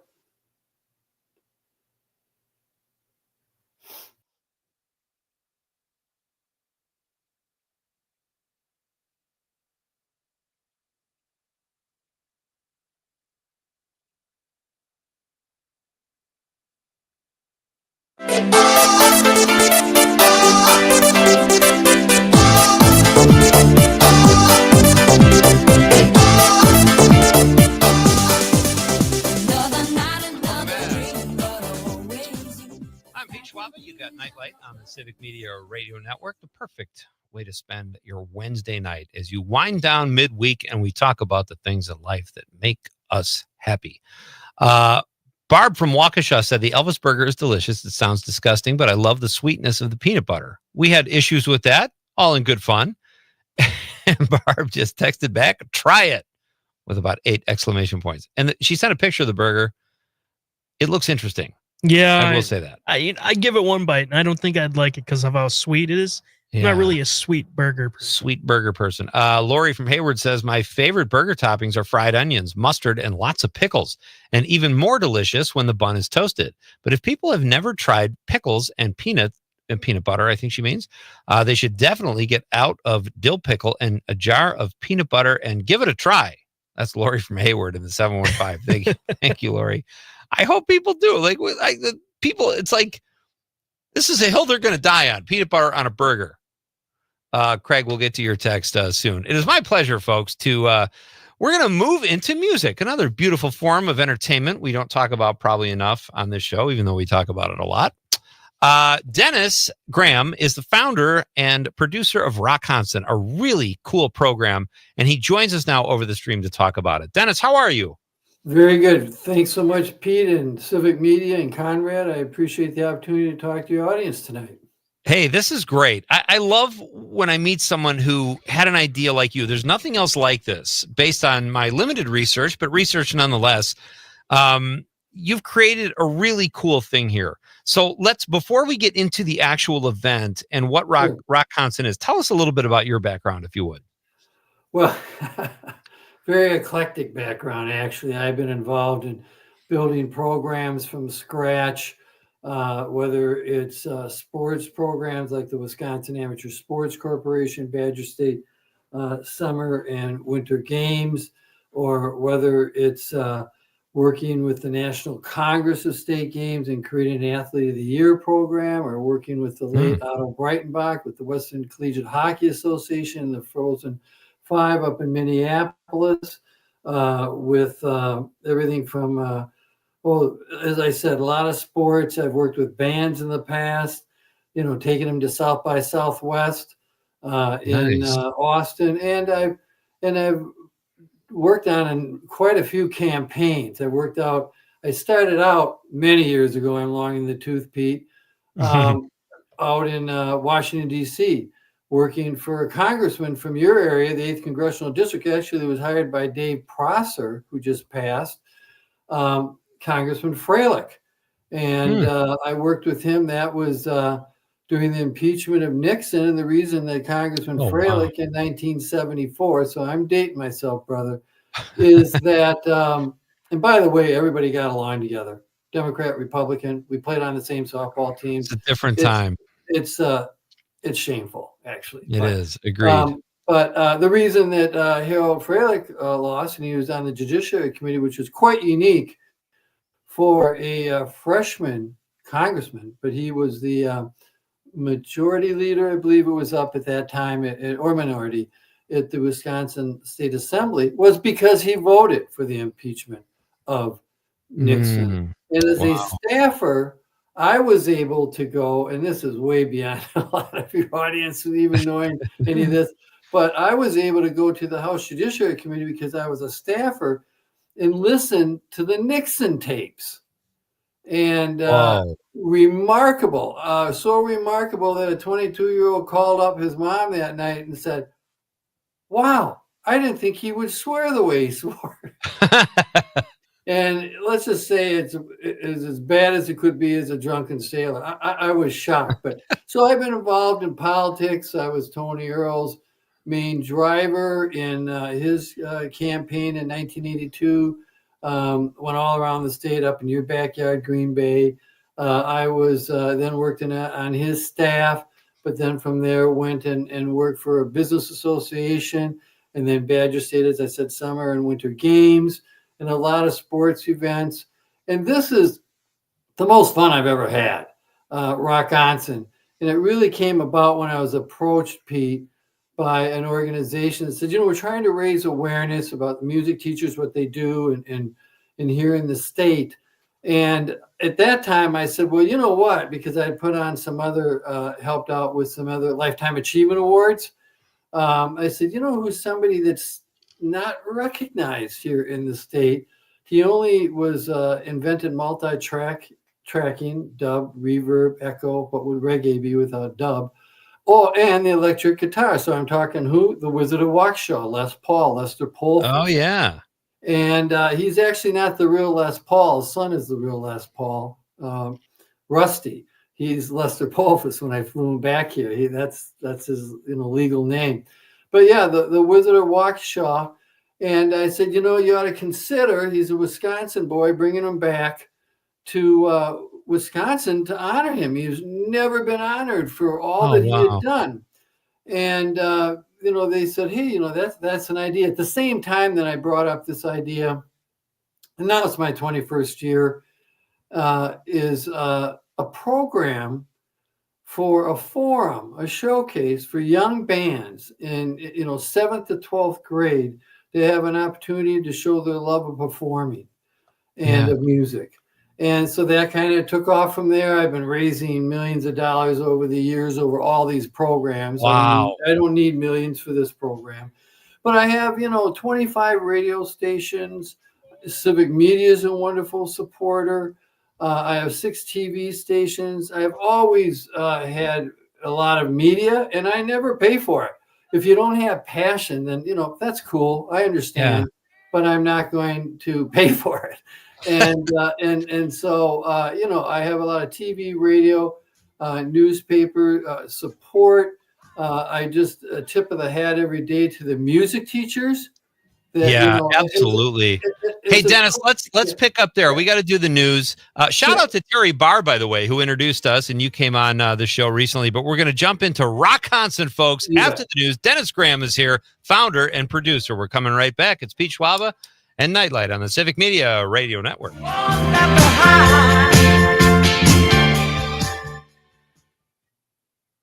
97.9 WGBW. Local radio for you and your community. It's Civic Media's mission with stations across Wisconsin. Find your favorites at civicmedia.us. ABC News, I'm Dave Packer. Desperation in Gaza, crowd storming a UN warehouse for food aid. 4 people reportedly dying in the crush. At the UN today, Palestinian Ambassador Riyad Mansour breaking down about the children on the brink of starvation. Excuse me, Mr. President. I have grandchildren. I know what they mean to their families. And to see the situation of the Palestinians without us having hearts to do something is beyond the ability of any normal human being to tolerate. This is Israeli Prime Minister Benjamin Netanyahu said that Israeli forces killed Hamas leader Mohammed Sinwar. Reality stars Todd and Julie Chrisley being released today from prison after a pardon from President Trump. They're doing time for tax cheating and bank fraud. The New York-based Court of International Trade ruling that President Trump's global tariffs exceed any authority granted to the president. This is ABC News. The Brewers complete the sweep. Hi, I'm Mike Clemens with sports. Baseball, another dramatic win for the Crew. Last night, it was Christian Yelich and a walk-off grand slam home run in extra innings. Today, Caleb Durbin with a sac fly to center field that drove in Sal Frelick in the bottom of the 10th. The final, the Brewers beating the Red Sox 6-5 at AmFam Field, completing a 3-game sweep of Boston. The team has tomorrow off before heading to Philadelphia for a weekend series against a tough team, the Phillies. Here in Green Bay, Packers OTAs continue on the offensive line with Elton Jenkins holding out for a a new deal, right guard Sean Ryan moved over to center. Yeah, I think we're confident in him. He's been training like this for a couple years now. So one of the benefits I would say that we do in regards to how we practice by splitting the fields up, you're going to get more reps in less amount of time. I mean, there's a lot of tape to watch. That's Packers head coach Matt LaFleur. In Green Bay with sports, I'm Mike Clemens. On your entertainment beat, I'm Pete Schwaba. On the heels of Lilo and Stitch's incredible showing at the box office, it's time for a tip of the cap to Disney CEO Bob Iger, who returned to run the studio in 2022 in the middle of the pandemic. Variety reports that prior to his arrival, the studio was putting out too many films, quantity over quality. Some of the studio hits since Iger's arrival include Inside Out 2, Mufasa the Lion King, Moana 2, and Deadpool and Wolverine. The 4 films were some of the biggest hits last year. On the way from the House of Mouse this summer are Avatar 3 and Zootopia 2. The Last of Us Season 2 is in the books. Last Sunday's episode pulled in 3.7 million viewers, a 30% drop from the season's premiere. Despite the 30% drop from the season premiere to the finale, the show is still outperforming Season 1 when it comes to overall numbers. HBO has already given the go-ahead for Season 3. There is no release date, but production is scheduled to start in June. For more showbiz fun, tune into Nightlight with me, Pete Schwaba, weeknights from 6 to 8 p.m. on the Civic Media Radio Network. Your news, conversations, and a whole lot of fun. It's all on your local Civic Media radio station or the Civic Media app. I'm meteorologist Mace Michaels. Isolated showers this evening, otherwise mostly cloudy tonight, low in the low 50s. For tomorrow, partly sunny, maybe a pop-up storm and highs in the low 70s. Heating up this weekend, 70s and some 80s. Lots of sunshine and it stays dry. Right now it's 58.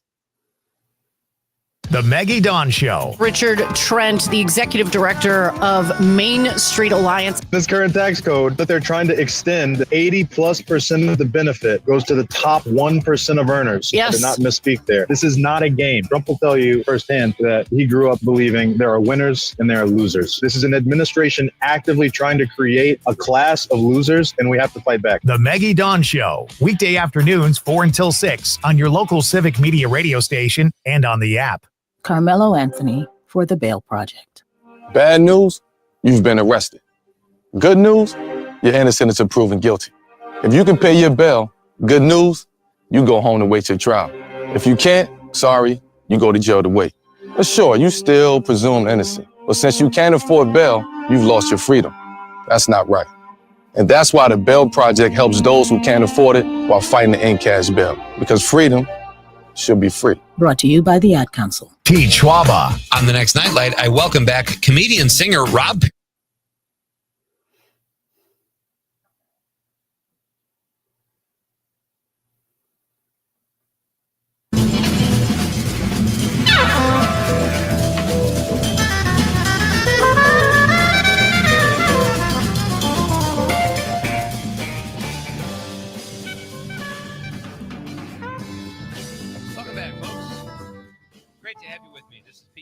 And Nightlight, and our question of the night in honor of National Hamburger Day. This is not a regional thing, folks. What are your favorite hamburger toppings? Let us know. You can still get in on the fun.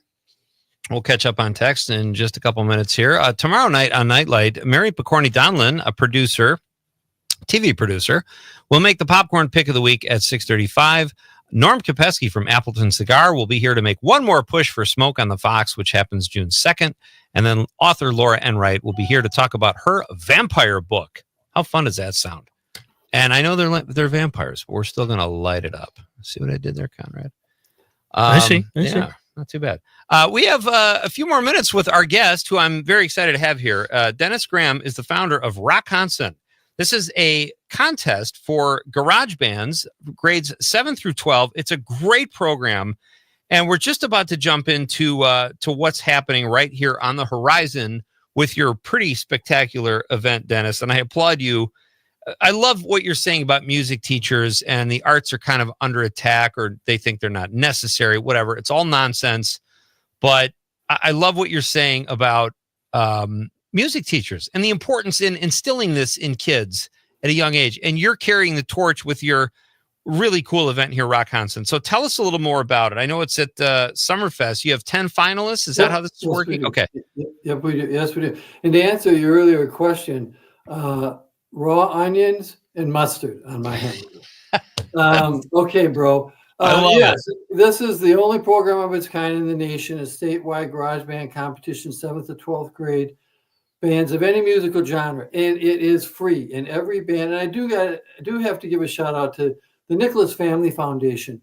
They've been supporting this program, our main benefactor, basically, or that have been, supporting this program for 21 years. And also Summerfest, the relationship we have there, Shure mics, every band that makes it to the state finals gets 2 Shure mics. And this is a free program. Oh, And nice. so I had sent out to you, they get 1 vocal, 1 instrument mic. The winner will actually get an additional Shure wireless vocal microphone.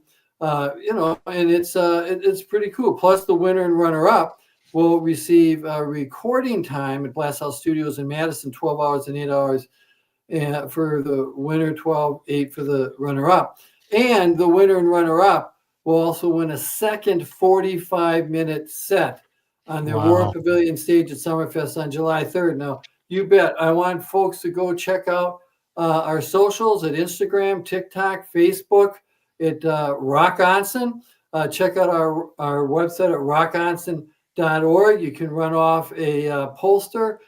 We have just posted up flip video on those socials that I sent you today of the 10 bands, 5 performing on June 26th on the Aurora Pavilion stage, 20-minute showcase sets each, and 5 more on June 27th, 20-minute showcase each. So you can see the pictures of the bands, the dates, the times that they're playing. So yeah, it's a blast. It's a lot of fun. And, I've been a coach, football, baseball, basketball, and all that. I got to tell you, man, the first thing that gets cut when they need new shoulder pads is music and arts programs. My wife, Jane, was an art teacher for 35 years. Kids cried when she left. They only went to school because of the arts. So I love sports. I love the Packers, man. I love, but I also love the arts, and the arts get short shrift all the time. I am totally with you, and I love sports too, but I feel if anything is lacking, kids need more access to this stuff. And I used to tell kids when I would work in my daughter's school and volunteer and that kind of stuff, Great. You can learn an instrument here for free. And we had great music teachers. You can, and if you're, if you choose the tuba or something no one's playing, you can get a scholarship to UW, So I'm with you. I think if anything, we need to pump more money into the arts and get kids involved in stuff like this because it's something they can do their whole life too. I mean, just not that many kids are going to the pros in sports. And I know there's more to it than that. You play to participate and be part of a team. You get those same lessons being in a play or a band or whatever and working together. I cannot applaud you enough, Dennis, for what you're saying.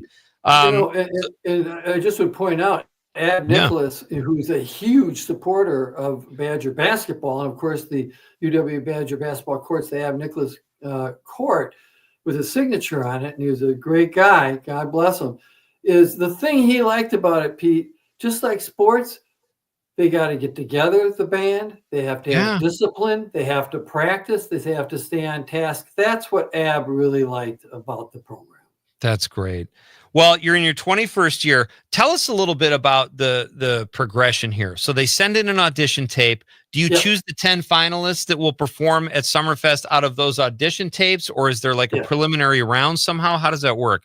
What it is from March 1 to April 30th every year, you send in 1 video, cover, original, does not matter. Does not matter what genre of music if it is. Actually, since in 2022, Sacrament from Waterford High School, the first metal band to ever win it. Since they came in and did so well, we're getting more metal bands, which is, I'm a wee bit of a metal guy there too in rock. But yes, they send in 1 song, cover, original. We have 3 judges that have 30 plus years experience in the industry. They score them out using a rubric of everything from synergy to mastering the musical instrument to vocal blend and so forth. And then my worst day every year is when we announce the top 10 on May 15th, because the scores are very close. But, and I know people get disappointed, but then there's the 10 bands that are going to go June 26th, June 27th to Summerfest on the Aurora Pavilion stage. Now there will be 3 different judges that will be using that same band application rubric to score out the bands at the Rock-Onson state finals at Summerfest, the big gig, the world's largest music festival. I mean, I know bands that can't get in there. They're making $5,000 to $10,000 a night. They beg to get in there and they can't get in there. Wow. So then they will. What we actually do too, and those same 3 band application judges have 30 plus years experience each. And then what we do between the quick changeovers, because we have a community drum kit, is that it is from 12:15 to 2:45, both June 26th and June 27th. Again, if you go to our socials at Instagram, TikTok, Facebook, you'll see the dates and times of each band. Well, then they'll go in and give a quick 10-minute critique, positive critique of the band. If, maybe working a little on this, or, hey, that was pretty good. And then again, the winner and runner-up will not only get recording time at Madison's Blast House Studios, but then they get that second gig on July 3rd for 45 minutes each, again at the Aurora Pavilion stage. Just a great stage. 1, 2, it's covered, man. I love that. Wait, how do these kids, 7th grade to 12th grade, do they have sets that long?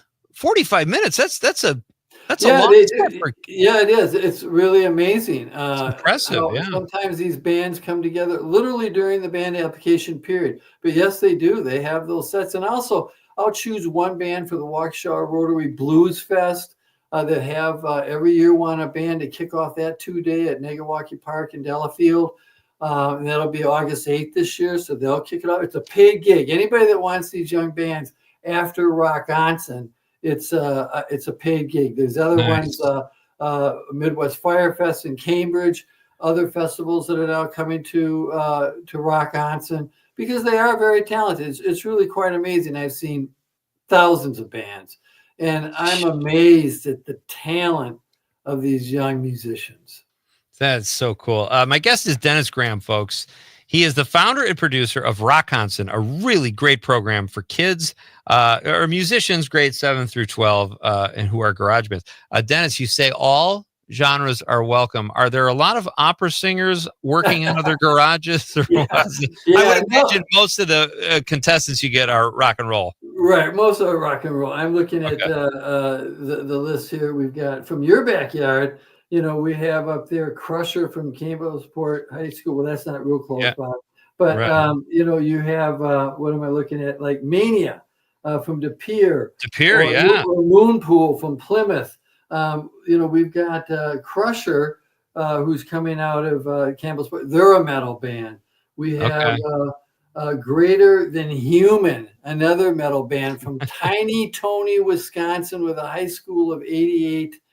Oh, no way. 88 that attended. Yeah, very tiny school. So, we get bands from, all over the state: Eau Claire, Wausau, Rhinelander, Green Bay, Fox Valley, Milwaukee, Racine, Kenosha, Madison, La Crosse, all over the state over the years. And during this last 21 years, over 700 bands have come through this only statewide garage band competition in the country. We talked about our pal Terry Barr, who does this segment every week called Bar Band Friday Night. She introduced us to the music of No Limit last week. We heard a song from them and they were great. Yeah. And I'm like, I can't even imagine. And especially if you're saying like the scores are so close, it hurts to turn people away. But kids like that age should not get discouraged. Keep jamming and keep getting at it and perfect your craft, right? Right, and I always tell them, geez, don't let one competition or one program or one forum turn you off or your love of performing music and getting in the spotlight. That's what it's all about. People ask, why do I do this? I do it really for encouragement and promotion.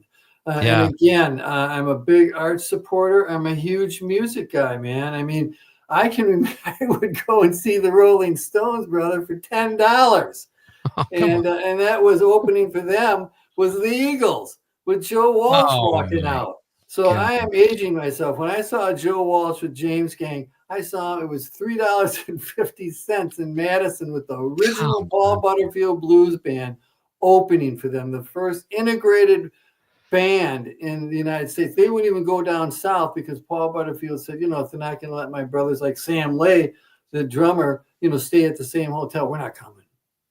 So it's just really interesting. I mean, I saw Bob Seger for $3 at UW Whitewater in the cafeteria room. I have all my same tickets. I was number 144. I don't think there were 200 people in there. And at that time, Glenn Fry was playing for him. He was an 18-year-old going to school in the Detroit area, but his mom made him leave the band after he graduated. Then, of course, he went out to LA and Linda Ronstadt and the Eagles and all that. But she made him quit the Bob Seger band because she found out they were smoking pot. So that was it with Bob Seger and Glenn Fry. But I mean, interesting. That's what it used to be. I used to see Cheap Trick all around southern Wisconsin. They used to be all around the state.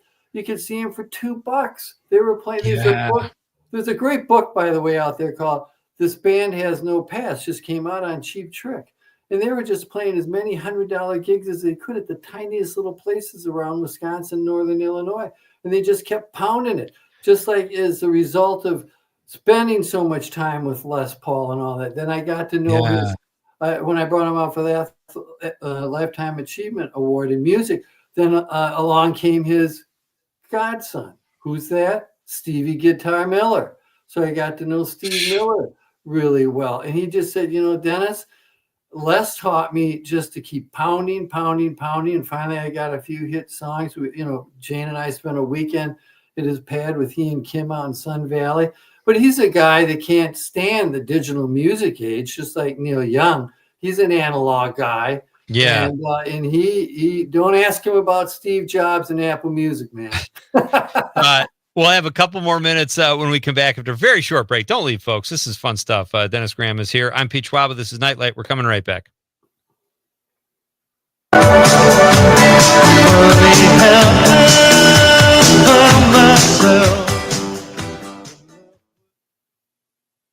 Civic Media has a number of great jobs across the state. Open now at civicmedia.us/careers. Mark your calendars for heart-pumping, exhilarating action at the 2025 Queen Marinette's Run the River Powerboat Races in Marinette, Wisconsin on June 7th and 8th. The action will be nonstop as these high-octane boats reach speeds of over 105 miles per hour. Races kick off on Saturday and Sunday at 12:30 p.m. and run throughout the day. Free for the whole family, this is the perfect summertime weekend getaway. For more information, head to fishonmarinette.com and click on the events page. Medicare loses about $60 billion annually to fraud, errors, and abuse. June 2nd through the 8th is Medicare Fraud Prevention Week, focusing on the actions everyone can take to prevent, detect, and report Medicare fraud. Learn more by liking and following Wisconsin Senior Medicare Patrol on Facebook. Then visit our website, smpwi.org, for information and advice. Remember, Wisconsin Senior Medicare Patrol.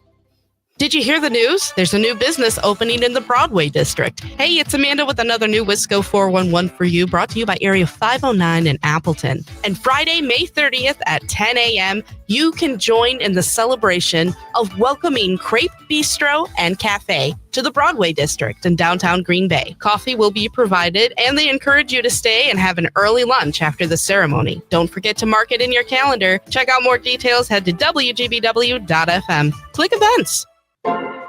Keeping you connected to your local community with good news and great conversation. Here's Terry Barr with the Civic Media Radio Network. It's a hit. Milwaukee Brewers baseball cards are being shared in several communities across the state.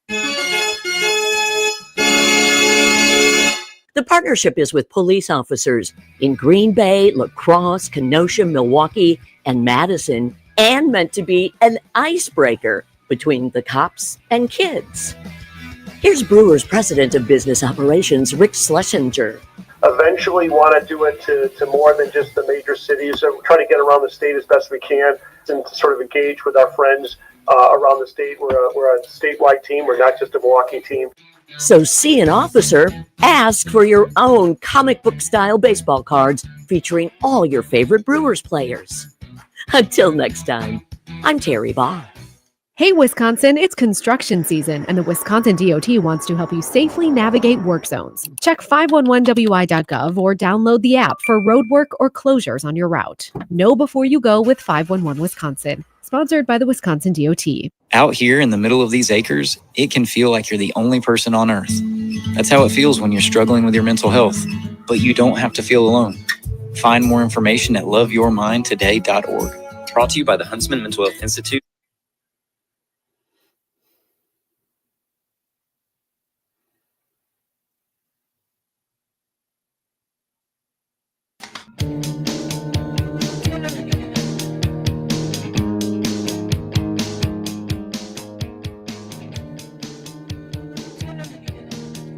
Welcome back to Nightlight. This is Pete Schwaba, your ever-loving host for this evening's broadcast. On the stream, we got a few comments we'll get to. Cliff Wall says fried onions. And we've had just a few people that don't like fried onions. It's weird. People are very polarized on the onion. Yes. I was not anticipating I'll that. take them fried. Yeah, I could do either, to be honest with you, Dennis. Dennis Graham is my guest. He's the founder and producer of Rockconson. The 10 finalists of this really cool contest for grades 7 through 12 garage bands. That's the age range, garage bands. They've made it to the finals. You can see them perform June 26th and 27th from 12:45 to 2:45 at the Aurora Pavilion at Summerfest. A big thrill for these kids. Dennis, we were talking about Bob Seger, who I kind of forgot about for a few years there, and I've rediscovered his music a couple of years ago. I am on the biggest Bob Seger kick. But Springsteen is my all-time favorite. I found a photo of these two guys outside a music studio in LA in like the 70s. And I think it's a pretty rare photo, but they were helping each other, and they both learned so much from each other about guitar, counter melodies and all that. It was just such a great article to read. I'll have to try to find it, but it's really fun. So I'm glad you mentioned Bob Seger. What kind of music do you like? What are your favorite bands? Well, I'm kind of an old school guy, man. I'm a big Stones guy. I'm big into Pink Floyd. I like a lot of reggae. I go to reggae festivals in Jamaica. I saw Bob Marley a number of times, just like 10 feet away from him. But the best reggae singer out there, if you guys are interested, is Horace Andy. Wonderful voice. He's, even one of the best voices I've ever heard. So, yeah, I'm a rock. I love all music. I love classical music as well. But I just, I lean towards probably these later 60s and 70s. I'm reading a book right now by Bill Wyman, who left the Stones in 1992 called Stone Alone. That is very interesting. Those guys just pounded till they made it, and they lived like they were poor, they were starving. But that's what you really have to do. That's what a lot of these guys have said. Yeah, if you want to do it, I want to give a shout out. First of all, I want to thank you again in Civic Media, for this opportunity, Pete and Conrad, to talk to your audience. But I do want to give a shout out to last year's winner. The 2024 Rockconson winner was New Normal out of Nacita, Queen of the Holy Rosary, and Wisconsin Dells High School. And then No Limit, as you referenced, was the runner-up for, and they're back in it again this year from Columbus and Monona Grove High School. So, but we have seen bands. Now, it takes a lot. A lot of kids, when they're done, mom and dad are saying, go to college or go to tech school or whatever it may be. But we've seen a number of bands over there. One I'll throw out right now that you'll be hearing more and more of that was 10 years ago going through this program, Slow Pulp, P-U-L-P, Slow Pulp. They were a band that came through. They were Modern Mod out of Madison East High School and Sleeping in the Stereo. I love these names out of Madison West. They came together. The lead singer of Modern Mod, Emily Macy, came together with the guys from Sleeping in the Stereo. And last fall, they were touring Europe, playing the Royal Albert Hall and all these major venues, opening for Death Cab for Cutie. We've got guys like Gabe Berdulis, who picked up his guitar and went down to Nashville at 18 and now is a producer, singer, songwriter down there with so many folks. And there's a great band out of that reminds me of like a Cheap Trick that is just pounding it. that came through about 4 years ago out of the Stevens Point area. Scorched Waves.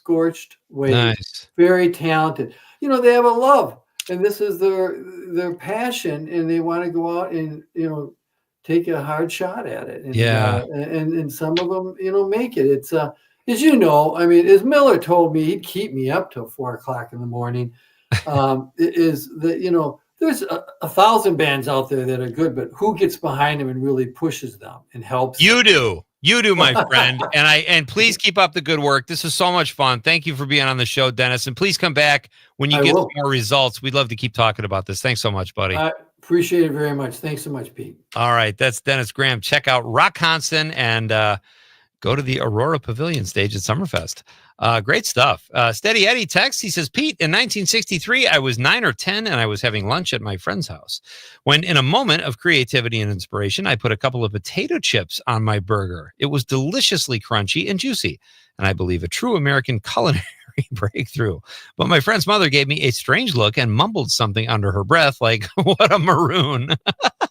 I love that he said maroon and not moron. Undeterred to this day, if I'm feeling wild and crazy, I will put a potato chip or two on my hamburger. Try it. You'll like it. Steady Eddie. Great stuff, Steady Eddie. I'll go for that over the peanut butter. This actually reminds me, my uncle would put fries, like, McDonald's fries on his burger. On the burger. Yeah. I've heard of that. Nothing wrong with that. Tony the trucker from the 608 says, he's up late. He says, almost must be a good bakery bun. Also, must be a good bakery bun, nicely toasted. People love that too. Craig on the stream says, Pete, and almost all the food channel shows where they go to places that specialize in burgers, the burger isn't finished until they throw a fried egg on top. I'd like to try that someday if egg prices go down. Well done, Craig. PJ says you will definitely have to try peanut butter on a burger. I can't promise you that, PJ, but Craig's thing, I don't get the egg either. Like, I'll eat eggs, I'll eat burgers. I don't know why people need an egg on their burger. It's so good. Why? It's so good. It's mainly on a thing called a hangover burger. Yeah, I know. And the protein's good.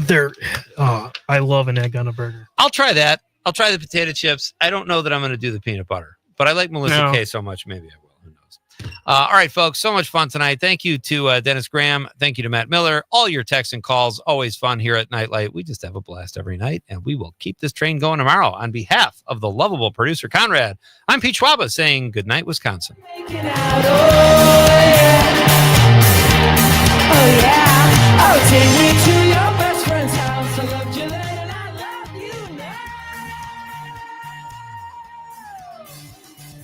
Don't take me to